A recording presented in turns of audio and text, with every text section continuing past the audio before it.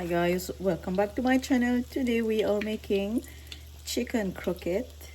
I like to use all-purpose flour instead of self-raising flour, so I'm adding a little bit of a tablespoonful of baking powder, baking soda, ginger garlic paste, 1 egg.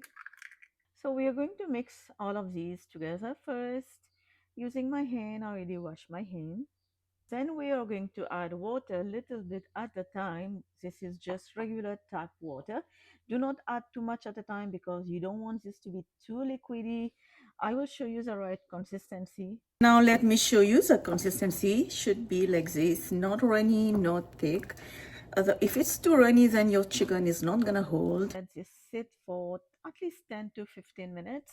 Cover. Let's make the chicken. We are going to add some salt in the chicken. This is chicken breast, boneless, cut into small pieces. Black pepper powder, chili powder. This is optional. Garam masala powder, ginger garlic paste. Give it a mix.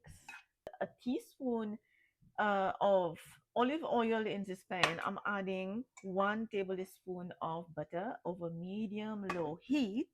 Add the chicken and cook for 4 to 5 minutes or until done. Now you can see that chicken breast, boneless chicken breast, they cook very fast, so keep an eye on it. Overcooked chicken breast will be too hard and dry. Keep stirring the chicken time to time so that it can cook evenly.